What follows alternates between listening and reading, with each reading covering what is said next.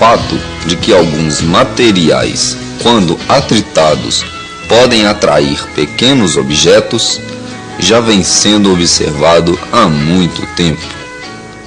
Na Grécia Antiga, no século 6 a.C., o filósofo e matemático Tales, que vivia na cidade de Mileto, observou que o âmbar, quando atritado com lã, é capaz de atrair penas e pequenos pedaços de palha.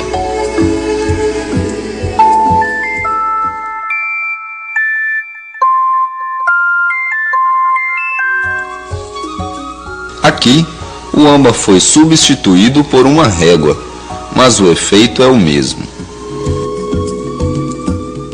Tales observou ainda que um certo tipo de pedra, encontrada em uma cidade da Ásia chamada Magnésia, atraía pedaços de ferro. A pedra de magnésia tem efeito semelhante ao dos ímãs.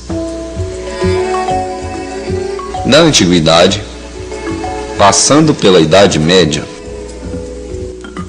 até o Renascimento, surgiram várias explicações para estes fenômenos.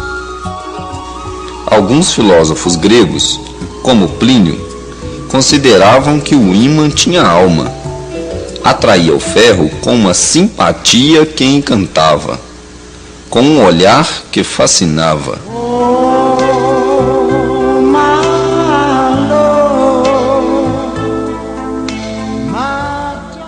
Outros filósofos acreditavam que o ferro servia de alimento para o ímã, assim como os objetos leves serviam de alimento para o âmbar. Outros ainda, como o grego Plutarco, explicavam a atração de pequenos objetos pelo âmbar, dizendo: o âmbar, quando atritado, emite uma substância sutil e espiritual por lugares ocultos de sua superfície. Essa substância sutil retira todo o ar ao redor do âmbar, criando um vazio que atrai pequenos objetos próximos. Atualmente, sabemos que estas concepções estão incorretas. Apesar de brincarmos, estas ideias foram bastante respeitadas e discutidas na época em que foram elaboradas. Hoje, entendemos os fenômenos de atração entre o ímã e o ferro como sendo de natureza magnética, e a atração entre materiais atritados e pequenos objetos como sendo de natureza elétrica. Do grego eléktron significa âmbar.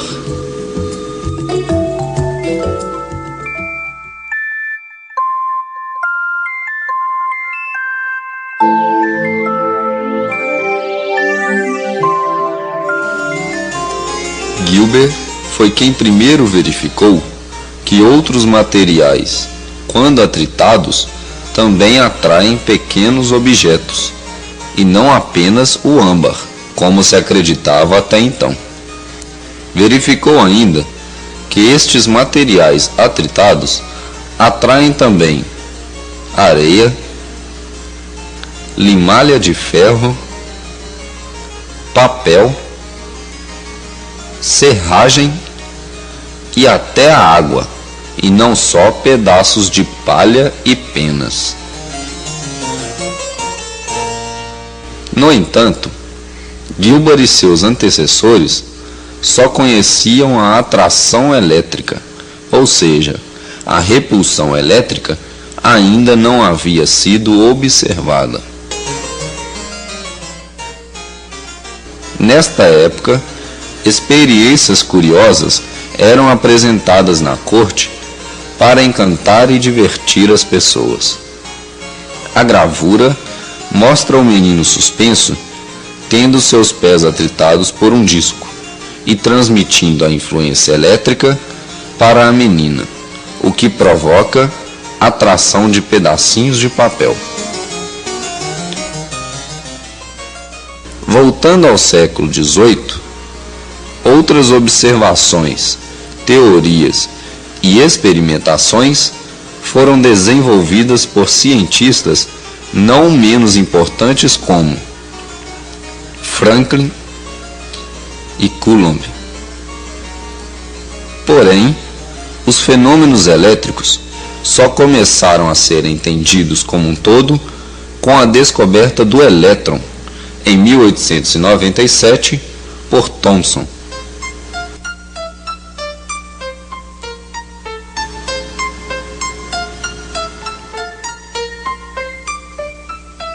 Para responder esta questão, precisamos saber um pouco mais sobre a estrutura da matéria.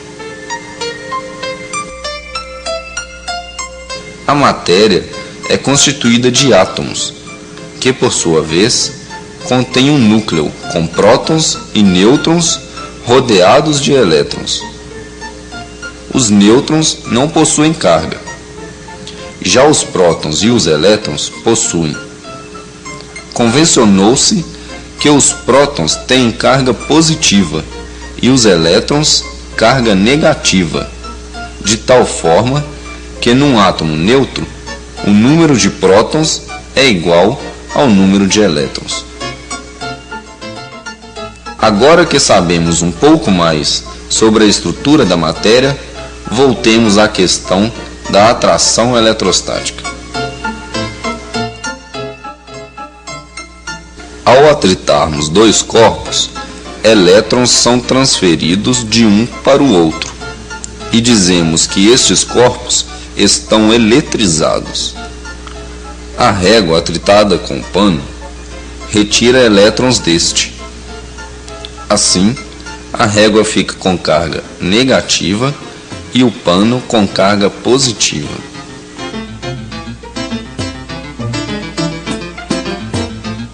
No entanto, o vidro adquire carga positiva quando atritado com o pano. Verifica-se que cargas de sinais iguais se repelem e cargas de sinais opostos se atraem. Assim, uma régua eletrizada negativamente repelirá outra régua eletrizada negativamente.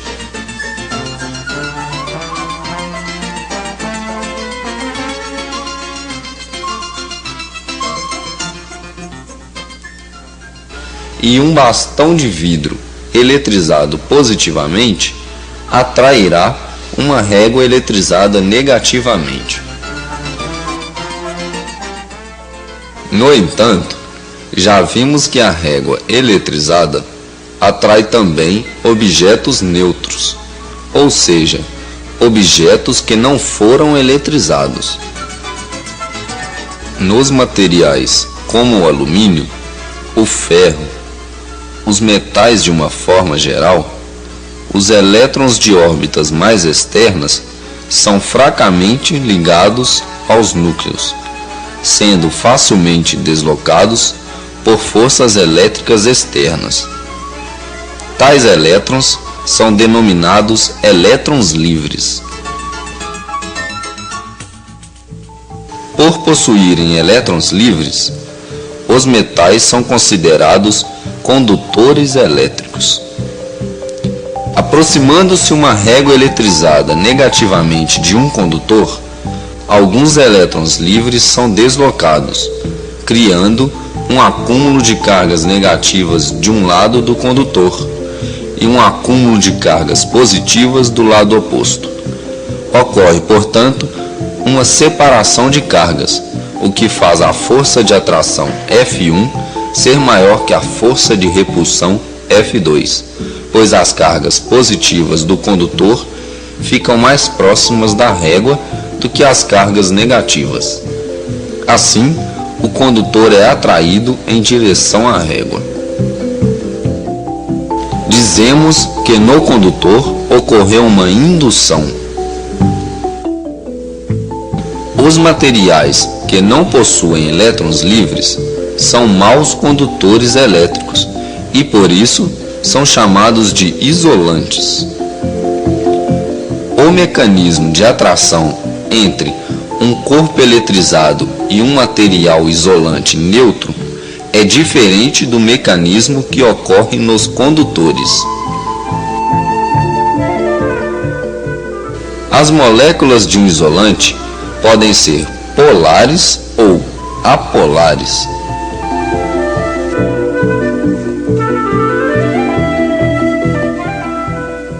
Nas moléculas polares, o centro das cargas positivas não coincide com o centro das cargas negativas. Aproximando-se uma régua carregada negativamente de um isolante polar, suas moléculas se orientam, alinhando-se na direção da régua.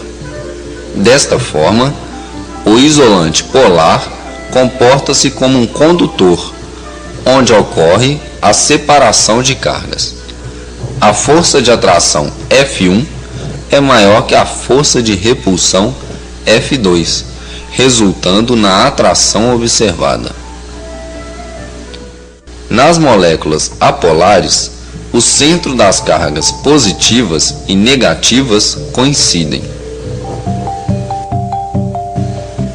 Aproximando-se uma régua carregada negativamente de um isolante apolar, suas moléculas tornam-se polares, ocorrendo mais uma vez uma separação de cargas. Portanto, seu comportamento será semelhante ao caso anterior. O papel, o plástico, a madeira e a areia são outros isolantes que se comportam como a água e o óleo. Quando ocorre uma orientação de moléculas polares ou apolares, dizemos que no isolante ocorreu uma polarização. Resumindo, a atração eletrostática ocorre nos condutores pela indução e nos isolantes pela polarização.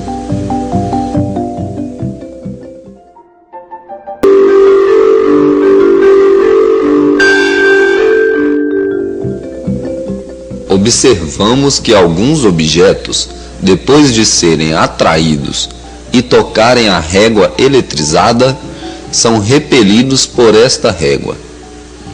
Como explicamos este fato?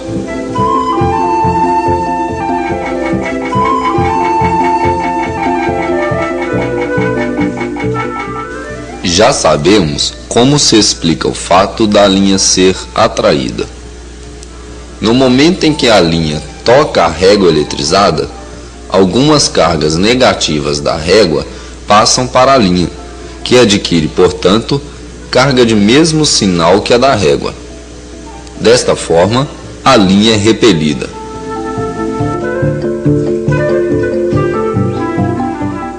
Observemos os experimentos com canudinhos de refresco. Encostando um canudinho no quadro, é natural que ele caia. No entanto, depois de atritado com lã, o canudinho fica grudado. Por que o canudinho não cai?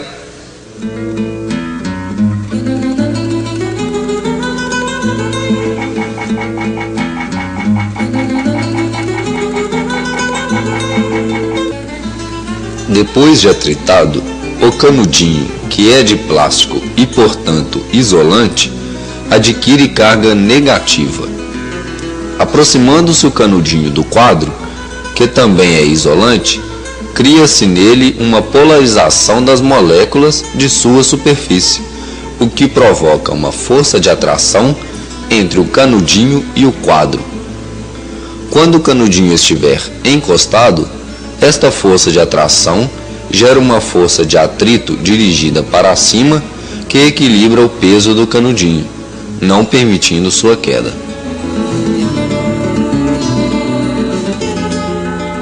E se o canudinho atritado for colocado numa superfície metálica, ficará grudado ou cairá?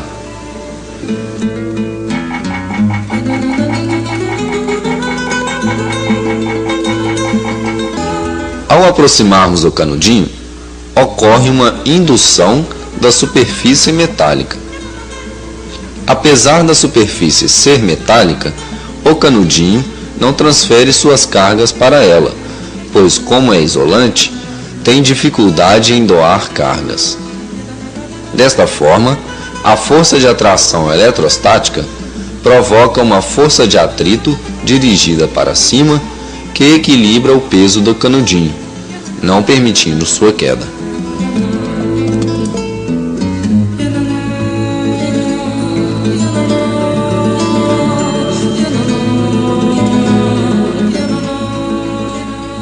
No nosso cotidiano, encontramos várias aplicações dos fenômenos eletrostáticos, como nas máquinas de xerox, nos filtros despoluidores das indústrias ou no abastecimento de aviões.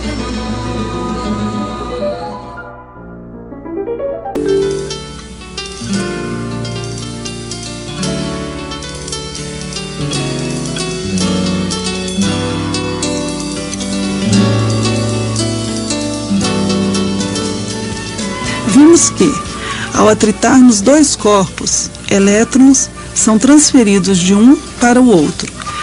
Assim, uma régua atritada com um pano retira elétrons deste, o que faz a régua ficar com carga negativa e o pano com carga positiva. Este aparelho chama-se coulombímetro. Ele indica a quantidade e o sinal das cargas recebidas pelos corpos eletrizados. Observe. Se passarmos o pano, ele indicará uma carga positiva. Se passarmos a régua eletrizada no terminal do coulombímetro, ele indicará uma carga negativa. Verifica-se que corpos com cargas iguais se repelem e corpos com cargas opostas se atraem. No entanto, você pode observar que os corpos eletrizados atraem também objetos neutros. O mecanismo de atração entre corpos eletrizados e objetos neutros é diferente para condutores e isolantes.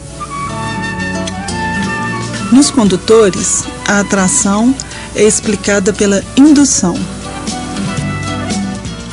e nos isolantes, pela polarização. Mas o que tudo isso tem a ver com o nosso dia a dia? Para começar, a eletrização resultante do atrito entre os corpos está em toda a parte do mundo que nos rodeia.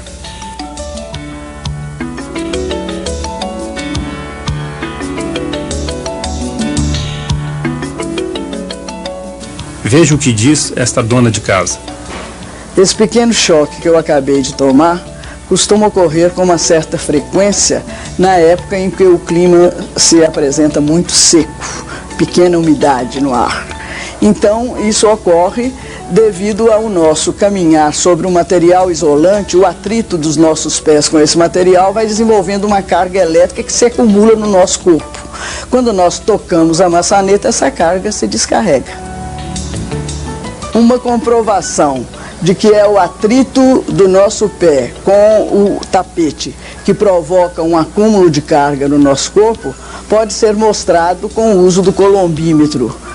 Vocês estão vendo que o meu corpo está praticamente descarregado, não está acusando nenhuma carga no coulombímetro, e quando eu passo o pé no chão, eu vou então mostrando que está aparecendo uma certa carga.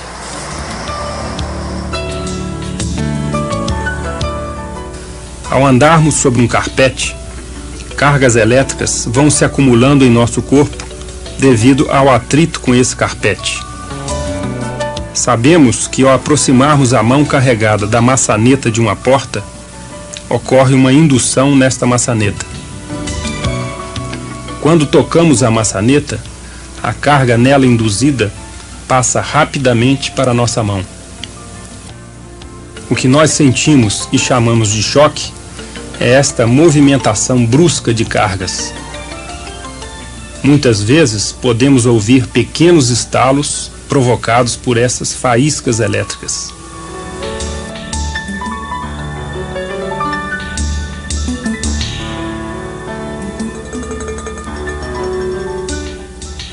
O atrito entre nossas roupas e o estofado de um carro é responsável também por pequenos choques na lataria desses carros.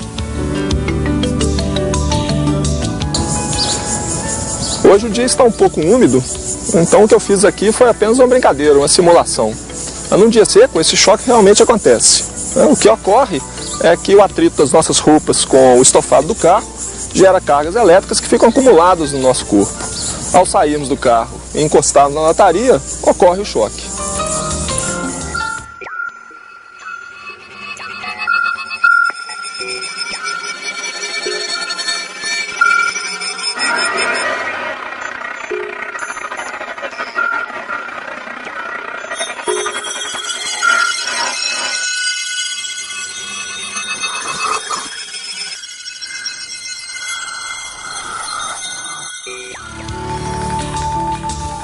Um simples choque não é a única consequência desastrosa da eletrização por atrito.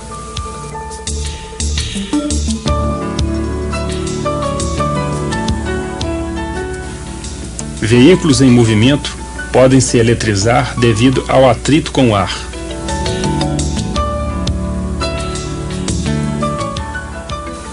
Caminhões-tanque, na ocasião do abastecimento dos reservatórios nos postos de gasolina, devem ser aterrados para evitar a eventual produção de faíscas, que poderiam iniciar um incêndio.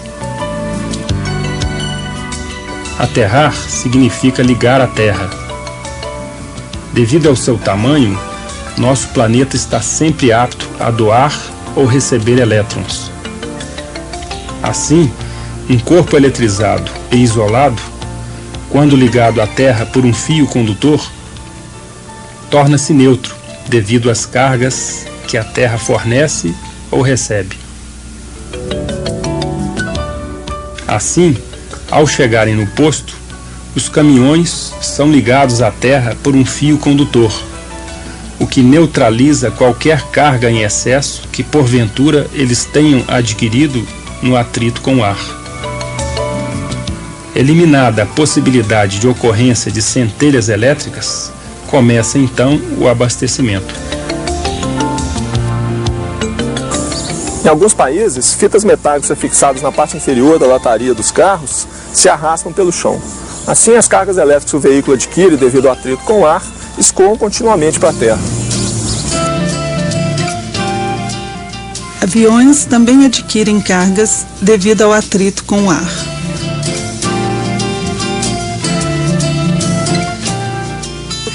Alguns aviões se descarregam durante o voo, através de pontas de fios condutores, fixadas nas asas.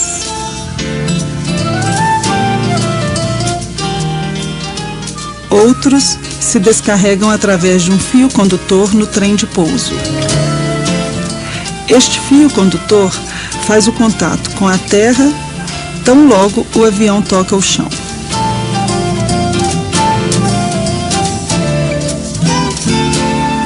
Por medida de segurança, no abastecimento de aviões, um cabo condutor é ligado entre a aeronave e o caminhão. Isto faz com que as cargas acumuladas na aeronave se distribuam também pelo caminhão, atingindo assim uma situação de equilíbrio de cargas. Nesta situação, não há possibilidade de produção de centelhas.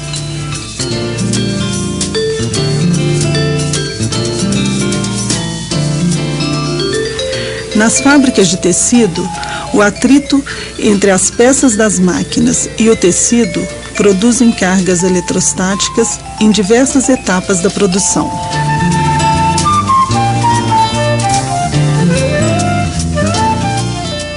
Na fase de enrolamento, o contato do cilindro com o tecido faz com que ele adquira uma certa quantidade de cargas. Como você sabe, estas cargas podem atrair objetos leves, como este pedaço de pano.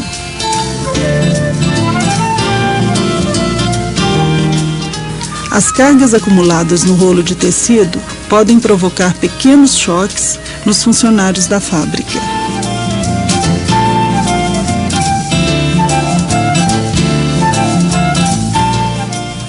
Este incômodo pode ser eliminado elevando-se a umidade do ar. Pode parecer que os fenômenos eletrostáticos só causam transtornos, mas isto não é verdade.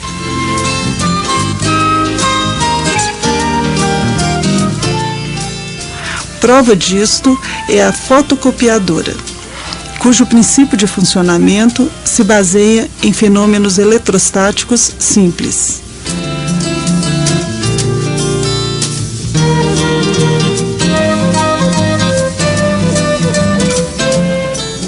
Este cilindro foi retirado de uma fotocopiadora como esta.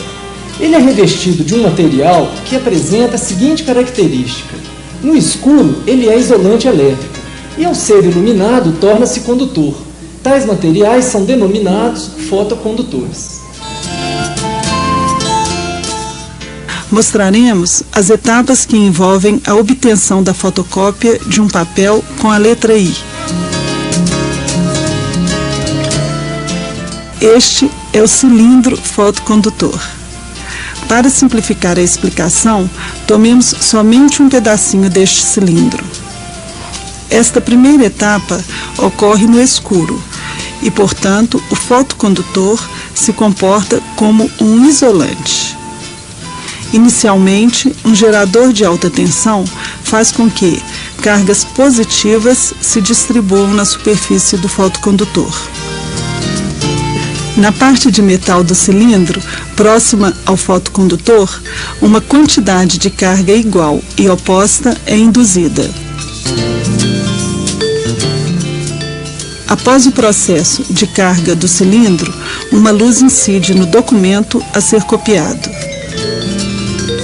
Nas regiões onde tem algo escrito, a luz é absorvida.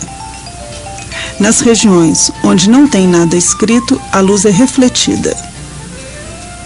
Esta luz refletida é direcionada para o cilindro por um complexo jogo de lentes e espelhos. As regiões do fotocondutor onde a luz incide tornam-se condutoras e as cargas positivas se anulam com as negativas nestas regiões. Nos locais onde a luz não incide, o fotocondutor continua se comportando como um isolante e o cilindro continua carregado nestes locais. Observe que neste momento o nosso I já está escrito no cilindro com cargas positivas. Para passar esta informação para o papel, fazemos com que as partes carregadas do cilindro atraiam pequenas partículas de tinta, carregadas negativamente, o toner, que é constituído de um pó preto. Depois, uma folha de papel previamente eletrizada positivamente atrai este pó do cilindro, sendo rapidamente aquecida para fixar a tinta. Finalmente, nossa cópia está pronta. Você já deve ter observado que todo este processo é muito rápido, existindo máquinas que podem tirar várias cópias por segundo.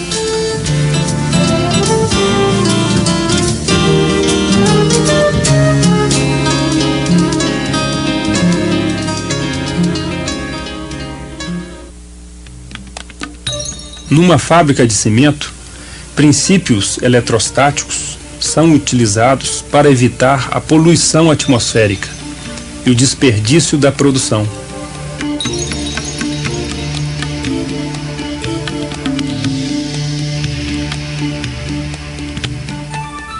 Os gases produzidos na fabricação de cimento contêm partículas sólidas poluentes. Antes de serem despejados na atmosfera, os gases passam por um filtro eletrostático que é constituído de diversas placas e fios que atraem estas partículas poluentes. Esse esquema representa o cilindro mostrado na cena anterior. Com o gerador de alta tensão desligado, a fumaça atravessa o cilindro, poluindo a atmosfera. Ao ligarmos o gerador de alta tensão, o cilindro adquire carga positiva e o fio carga negativa. Por serem leves, as partículas poluentes neutras ou carregadas serão atraídas pelo cilindro ou pelo fio.